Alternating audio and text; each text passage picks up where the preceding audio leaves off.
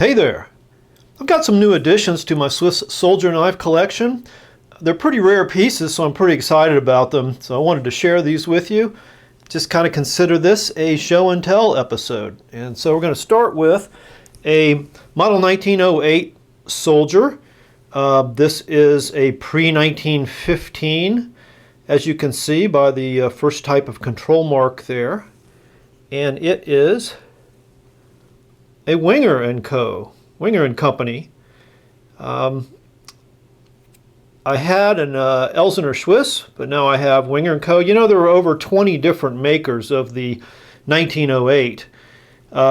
So a ton of different tang stamps, and some of them are pretty obscure, but I now have the two major ones. And this was kind of lost on me at first as a collector of Swiss knives, but Wenger & Co. is a very different tang stamp than Wenger Delamont.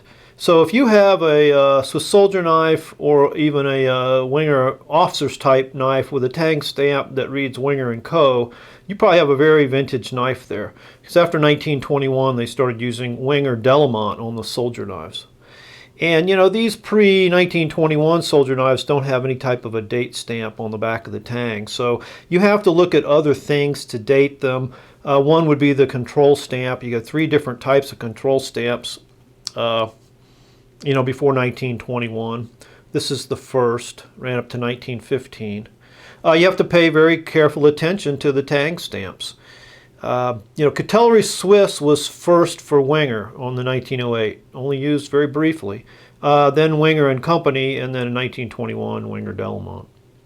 And you also just need to look at other just little distinguishing characteristics of the tools and things.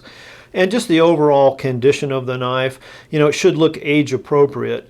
And for these older ones, that usually means scales that do have some problems, cracks, or missing pieces, because they were very fragile. This fiber material was fragile and it's old. This one did need a little bit of scale repair, as you can see. And it really did come to me, I have to say, in really poor condition. It was a very rough knife. I'll put in some slides at the end so you can see some before and after shots. I kind of called it a diamond in the rough.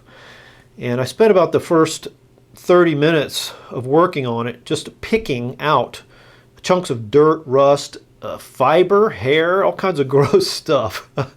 But it's a great knife, and it's sound now. This knife was actually just a gift to me, if you can believe that. Stefan Schober just gave me this knife. He actually had called my attention to it when it was on auction in Switzerland and wanted to know if I'd be interested in it. And I was like, nah, you know, and I passed on it.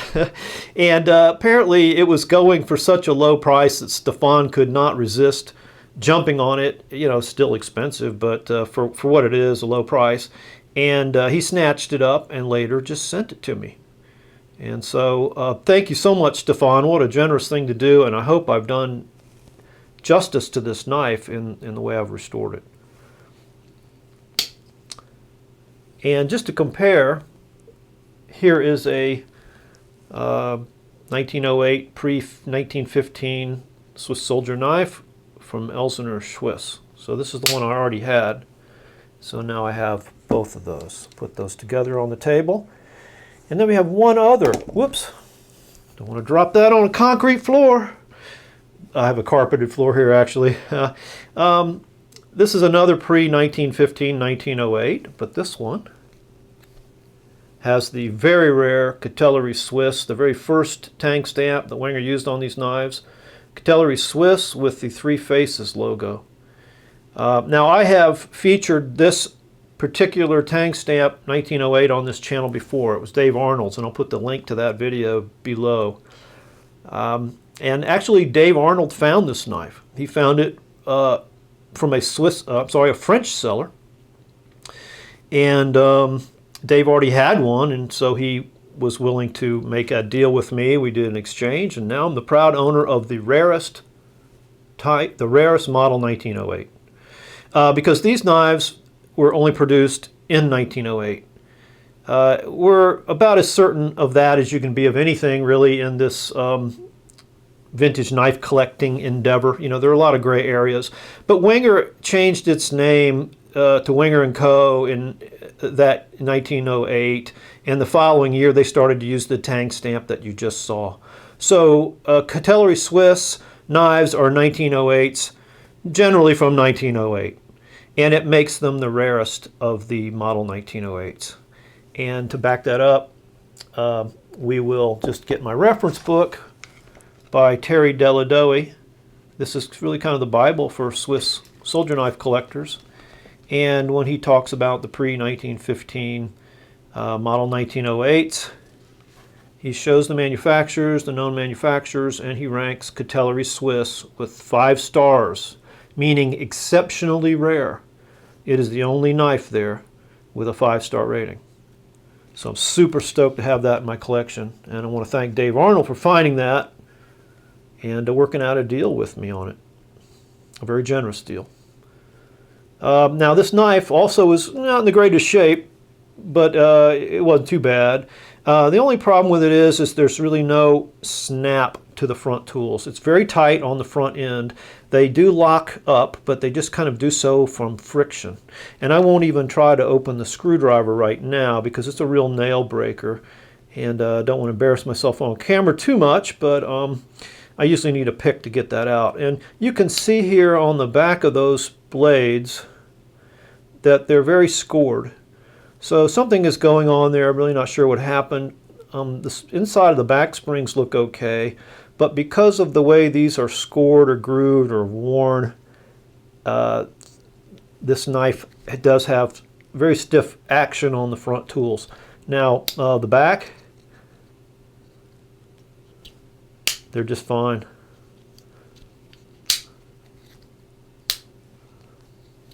Anyway, so that is a super rare example of a model 1908 that is really one of the jewels now in my collection. So I'm going to put all 3 of those on the table together. There you got 3 pre-1915 1908 soldiers with the original Waffen control mark. And that brings us to this model 1951 soldier.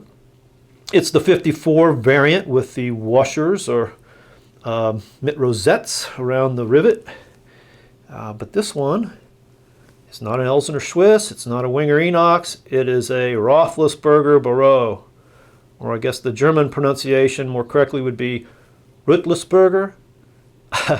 I can't ever really get that right. I've never heard it pronounced, but it kind of reminds me of Inspector Clouseau, me trying to say that. You know, do you have a room? A room, monsieur? Yes, do you have a room? A room? Oh, a room. Yes, that is what I've been saying, you idiot. All right.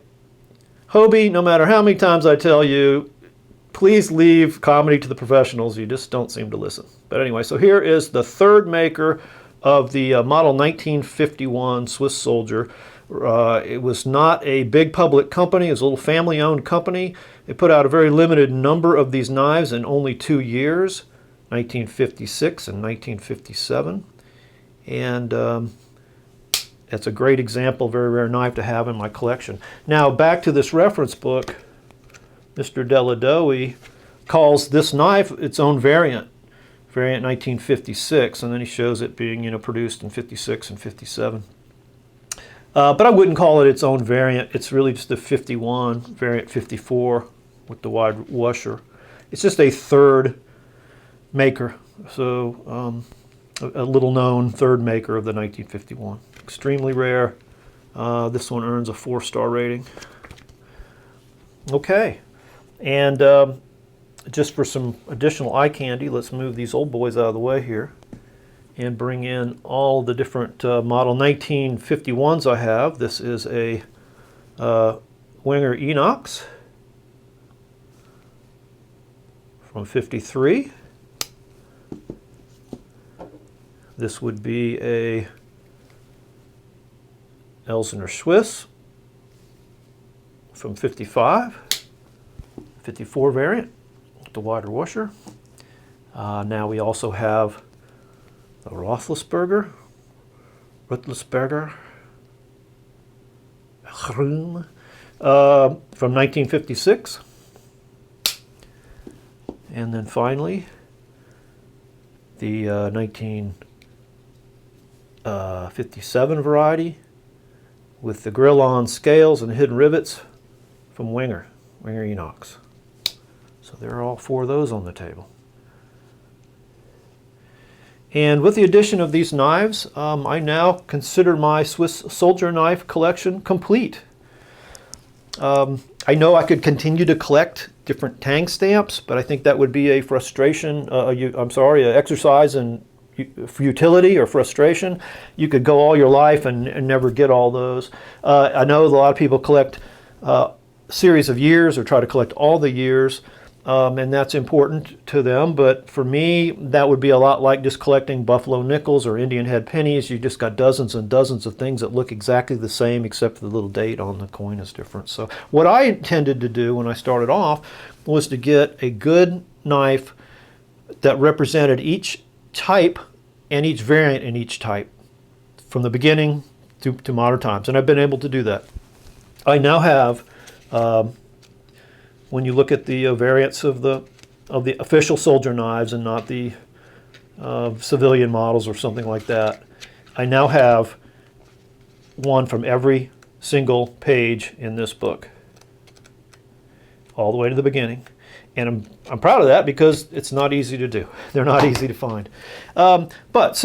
Yeah, I think I'm finished now with the Swiss soldier knives. I may continue to upgrade some of these condition-wise, but also that can just be you chasing your tail because there's always one that's just a little better, and it's a great way to spend a fortune.